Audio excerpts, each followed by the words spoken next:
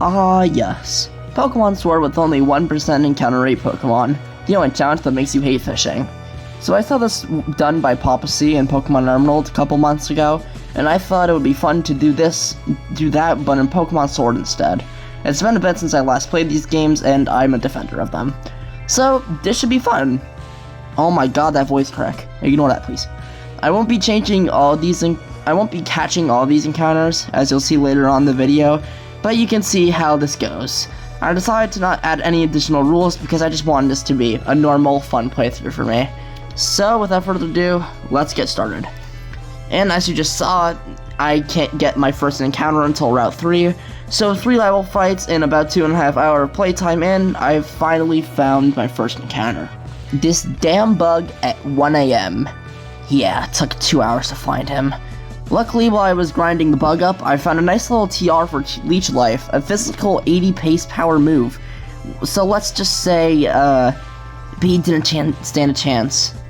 And then we get an entire 2 more encounters on Route 4. One is in the overworld and one is in the grass. I found the overworld one, which was EV, pretty easily, but this dumb, stupid seed took ages to find, even longer than my Sizzlipede hunt. Anyways, after nearly 6 hours of fucking playtime, it's time to get my first badge. And honestly, it was so free. Because let's be honest, do you think Milo stood a chance against my Leech Life boosted Max Flutterby's and Fire Bug type Yawn? Come on, man. But hop on Route 5 actually had a harder battle. This is where my starter choice came to bite me in the ass. I could have chosen Grookey or Scorbunny and Water or Grass type instead, which are both easy to counter early on due to Yawn and PM7, but I had to deal with this damn rabbit. But luckily, thanks to Cute Charm, it was kinda easy, and plus he spammed Double Kick anyways against my Fairy type. My choice of Sylveon I thought would become valuable in the 3rd gym, but I was wrong.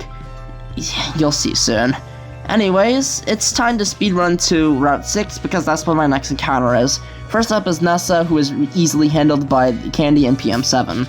Next is Bede, and it goes the exact same way as the first fight. Yawn spams Leech Life and sweeps his team. This fight was so forgettable I didn't even cover it in the script. I'm not even joking when I say it just goes straight from Bede to Kabu after this.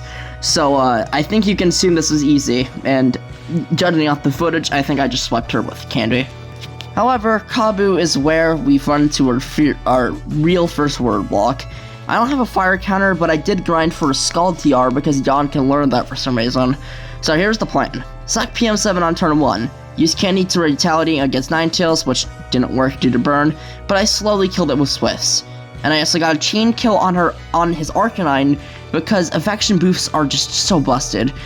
Candy rubbed off her burn and lived on 1 to not make me sad too, so wow, totally lucky. After that, Yawn is free to come in and wall the imposter bug with Scald boosted max geysers. I didn't record footage for this frickin' hunt for some reason, but after like an hour, I finally found HG the Trapinch. That was annoying, but luckily, she, unfortunately the gender is wrong for once, was very useful against Hop and Stone'side. And if you thought this gym would also be easy thanks to Sylveon, you're wrong. This was still a hell of a fight. Yawn was barely not able to 1v1 Hitmontop, so I had HG to finish it off. Pangoro came in, so I bodied him with Candy. Sirfetch'd came in, so I tried to 1v1 with HG, but failed miserably due to revenge. Candy gets payback, but loses some HP in the process, and I can't heal from Draining Kisses, because I'll have to match B's Dynamax. Unfortunately, due to Max Strike's speed drops, Candy falls, so it's basically over unless I use the revive on Candy. Not my proudest moment, but the point of this run is that I'm just playing the game normally. But with rare-ass Pokemon that take centuries to find, I don't really care about my dignity here, even though it really should be easy, because 1% encounters are usually made for rare Pokemon. Rare Pokemon equal good Pokemon. And be honest, ever since Galar Mine 2, did you expect a different result for Bede besides Yawn sweeping with Leech Life again? Yeah, I don't think so. And now it's time for the seed to shine, especially because I might have overleveled it to 40 to get Ferrothorn. It then proceeded to kill 3 of Opal's Pokemon besides Mawile, who Yawn killed instead. Hop was next, and I almost nearly lost, I can't lie. Yeah, I guess this is how I made my run harder, giving this man a fucking Cinderace. This thing managed to take down HG, which quad resists its typing, and O-code Kanye with a Pyro Ball. I only won because he decided to use agility when he was at red HP. Yon cleaned up the remaining Bolton, and clearly the others that came before weren't much of a problems.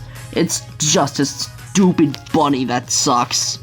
Gordy was next and was obviously free due to PM7. He took out his entire team besides Carcole, who I had HG take care of, so easy 6 badge.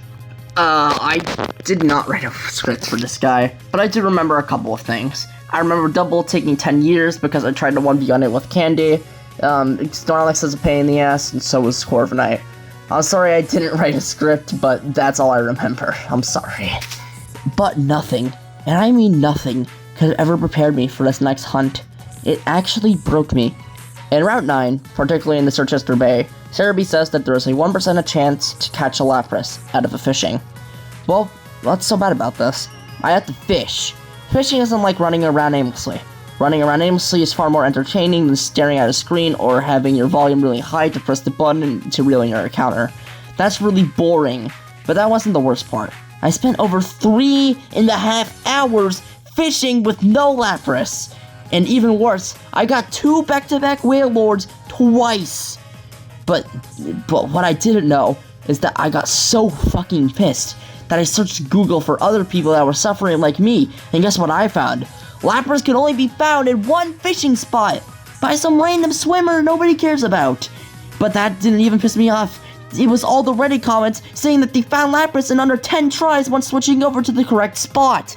I took in another additional 30 minutes searching for this stupid fish, which meant I wasted 3.5 hours of my life searching for the stupid Lapras because Game Freak decided to put him in one specific spot. Why? I got so bored of this hunt that I just decided to grab the easiest 7th gym badge of my lifetime. I mean, the only concern was his stupid obstacle with obstruct counter wombo combo, which only took the life of Yon, luckily. Oh, fuck off, Lapras. Now, I wouldn't say that this paid off the 3.5 hours of my life wasted, but I think you can see why a Water Ice type would be good against a Ground and Dragon type gym.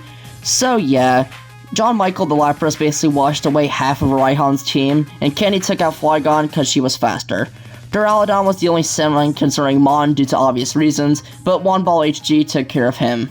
And now I can complete the final hunt of the run. Let's get searching for some Dracula. Actually, you know what? I want to go over the Mons that I could have hunted, but decided not to. Speedrun time. Pumpkin Boo on Route 4's Overworld, but I'm not sure about that because Cerebi has like 3 different spawn rates listed for it.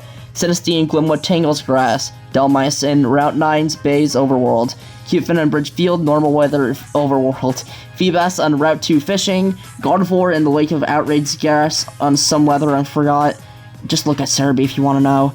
Trubbish on Route 3 coming from Underground didn't make sense to me, so why? It's there on Cerebi. And finally, Pukumuku in South Lake Mylock by fishing. And well, final hunt time. We're looking for Dracoloak and the Overlord in the Lake of Outrage, which is really easy.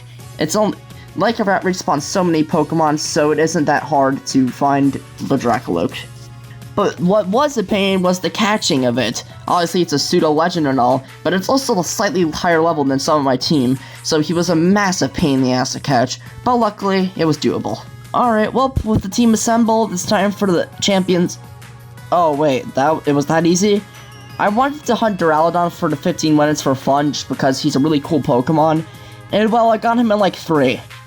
So yeah, actual final hunt. Complete. Anyways, let's grab some shades and get started in the cup.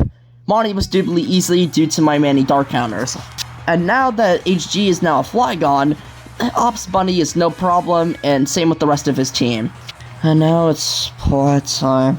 Ugh, I'm tired. Oh wait, Oleana. Oh wait, never mind, she's free. Why would I mention her? Okay, I can finally wake up again. It's time for the finals of the Champions Cup after that. The Femboy is back unfortunately, but yet again proves no issue, and is owned by Yon again. Nessa can be described in the same way, except that PM7 is her owner, and I guess the Galissapod did something useful, but still easy. B was way easier this time around thanks to the choice specs I gave to Candy. Her Moonblast shredded through her entire team until Machamp spoiled the party because of the stupid Max Strike speed drops. Raihan was actually harder than his gym battle for once. It's usually the other way around. His Turtonator unexpectedly killed my counter for his ace, HG, so I had to stall his Gigantamax turns. Luckily, while doing that, Candy was able to outspeed him once and did a buttload of damage with a specs boosted Moonblast. So it was easy pickings for John Michael to finish him off. Oh wait, did I say John Michael? It's fucking C, you bimbo, who wrote the script. Oh, fuck, no, more pot. Oh wait, shit, Ruro's actually prior to challenge? That's odd. So Jan kinda died early in the fight, and HG was no match for his Devilish Seed, which set up curses, and O-code HG with 1 Gyro Ball because of that. Luckily, it was just 1 Pokemon left, so I was able to 3-cycle the Caparaja with 3 Max Geysers. And then it's just a running fight against Eternatus. I said I didn't kill the fucking dogs this time. Anyways, it's time for the moment you've all been waiting for. The most underrated champion in the entire Pokemon franchise, Leon. This guy is actually really hard, and yet I still feel like people overlook him. I had to grind a bit before because for some reason the game expects you to gain 10 levels out of your asshole after Raihan. I'm not joking, his Duraludon is level 55 and Leon's Charizard is level 65. Why? Also, yes, camera footage because why not? So this was easy, actually. Jan 2-shot at H-Slash. John Michael bodied Rhyperior. C dominated the mirror match and John Michael came back in to kill Haxorus. Jan decided to do some nice big damage to Rillaboom before I switched him out because I wanted the fight to be deathless. And Rillaboom was able to die due to PM7's Iron Barbs. What a stupid way to die. And Charizard was really easy. Dominated by HG to win us the run, because she kinda learned Rock Slide. Well, yeah, that was a fun playthrough. I got to use Pokemon I've always wanted to use, but never got the chance to. Key examples of these are Dragapult, Flygon, and even Senso Scorch. But with that, came the most annoying thing ever. You know what? I'll just show you instead. 5, 6, 7, monotony, monotony, shake out the monotony, shake out the monotony, break out the monotony,